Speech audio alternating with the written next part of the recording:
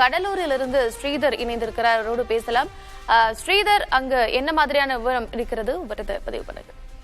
தேர்தல் நடந்த அன்று வாக்கு எண்ணும் மையத்திற்கு கொண்டு வரப்பட்ட வாக்கு பெட்டிகள் பலத்த போலீஸ் பாதுகாப்புடன் இந்த ஸ்ட்ராங் ரூம் என்று சொல்லப்படும் இந்த அறையில் வைக்கப்பட்டிருந்தது. தற்போது 6 சட்டமன்ற தொகுதிகளுக்கும் ஒவ்வொரு இடங்களில் இந்த வாக்கு எண்ணும் மையம் அமைக்கப்பட்டிருந்தது. குறிப்பாக கடலூர் நாடாளுமன்றத்தில் கடலூர், பண்ருட்டி, நெய்வேலி, குறிஞ்சிப்பாடி, விருத்தாச்சலம், திட்டக்குடி இப்படி 6 சட்டமன்ற தொகுதிகளும் தனித்தனியாக எண்ணப்படுவதற்கான ஏற்பாடு செய்யப்பட்டது.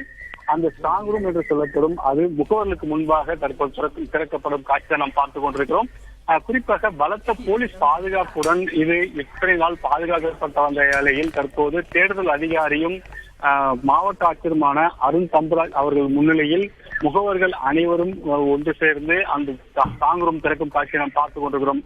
8 மணிக்கு தான் இந்த தேர்தல் வாக்கு எண்ணும் பணி தொடங்க இருக்கிறது. ஆனால் முன்கூட்டியே தேர்தலுக்கான இந்த வாக்கு எண்ணும் மையத்தில் இருக்கும் இந்த ஸ்ட்ராங் ரூம் திறக்கப்படுவதற்கான காரணம் 6 சட்டமன்ற தொகுதியில் இருக்கும் காரணத்தினால் ஒவ்வொரு வாக்கு எண்ணும் மையத்தில் பெட்டிகள் எடுத்து செல்வதற்காகவும் அதற்கான தயார்நிலை எடுத்து வெளிப்படுத்துவதற்காகவும் இந்த ஸ்ட்ராங் ரூம் தற்போதே தொடக்கப்பட்டிருக்கிறது.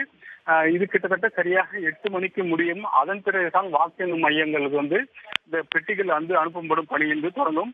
அதைதான் நாம் முதல் காட்சியாக பார்த்துக் கொண்டிருக்கிறோம். ஸ்ரீதர், அங்கு கடலூரில் ஸ்ட்ராங் ரூம் திறக்கப்படக்கூடிய அந்த காட்சிகளை நாம் பார்த்துக் கொண்டிருக்கிறோம். முதல் காட்சியாக நாம் அந்த காட்சிகளை பார்த்துக் கொண்டிருக்கிறோம். விவரங்களை வழங்கியமைக்கு நன்றி.